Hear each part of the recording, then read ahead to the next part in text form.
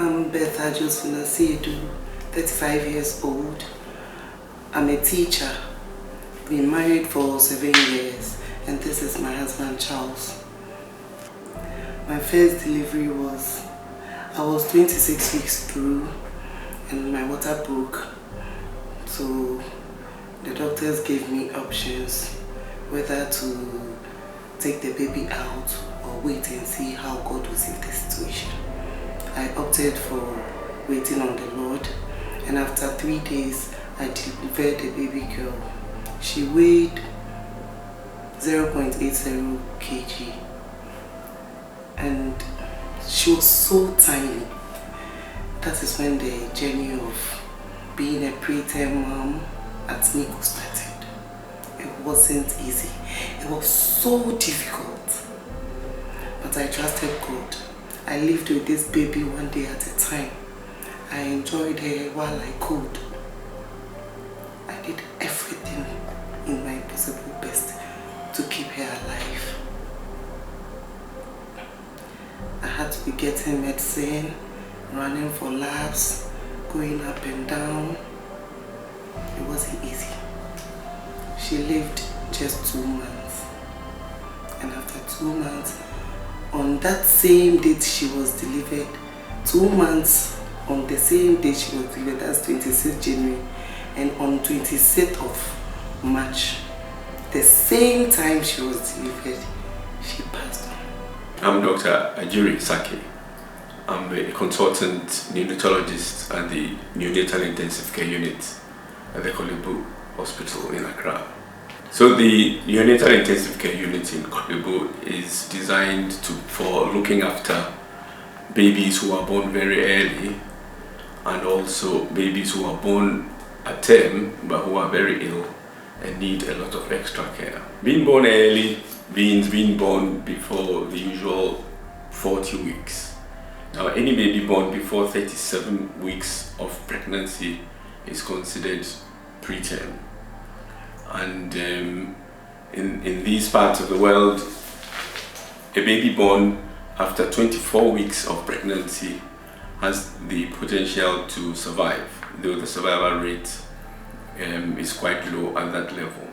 So any baby born between 24 weeks of pregnancy up to 37 weeks or up to 36 completed weeks will be considered preterm and would need some help.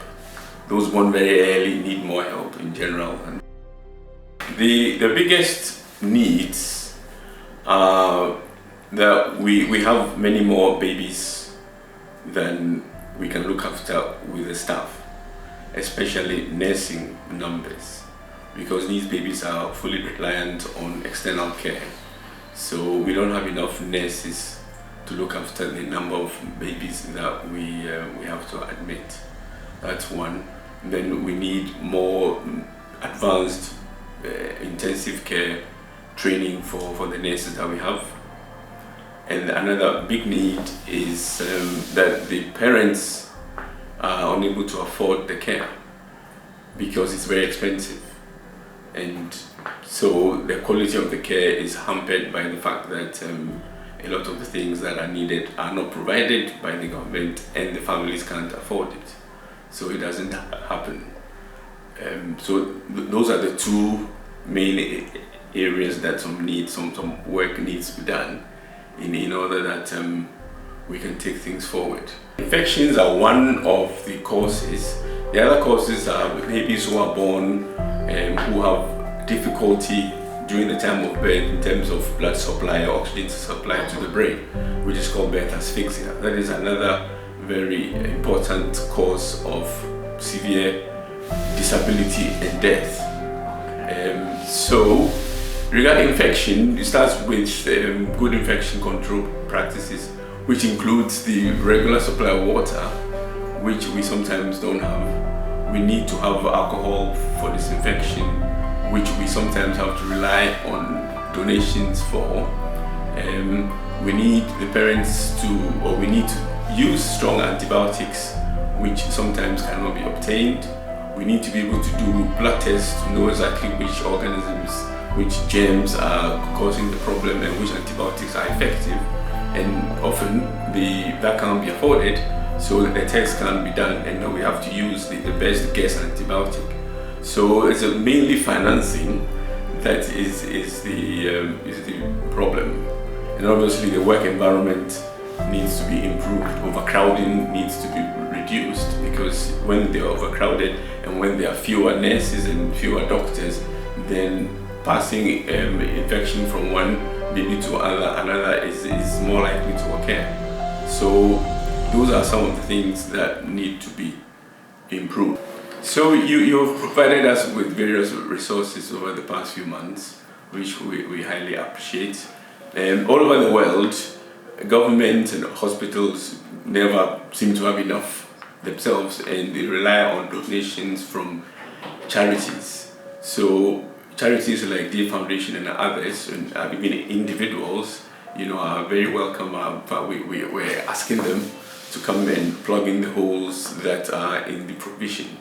In particular, I'd like to mention that purchasing equipment is only the beginning of the solution. There are lots of other things that need to be obtained in addition to equipment for the care and the outcome to improve.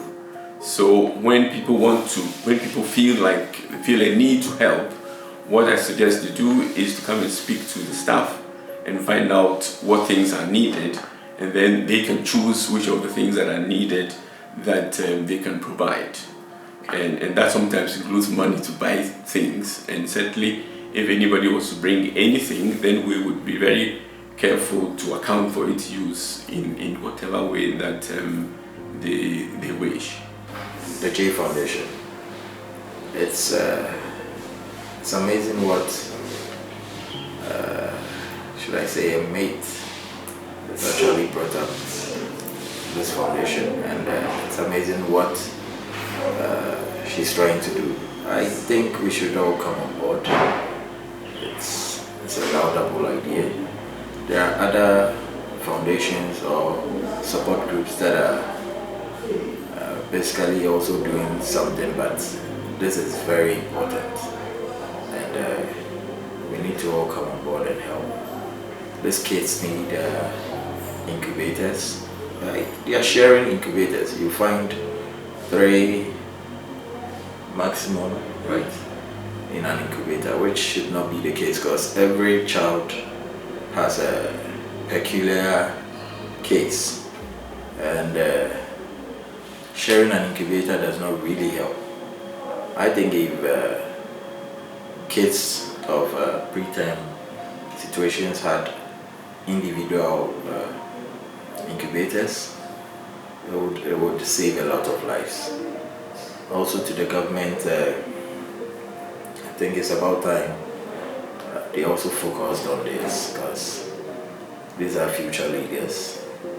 These are kids that could eventually also become doctors, politicians, and run affairs of this country when we are done and gone. And they should look at this. The government should. Yeah. It's very important. So it's a plea. I'm nobody. My wife is nobody, but we are begging the government to do something about this situation.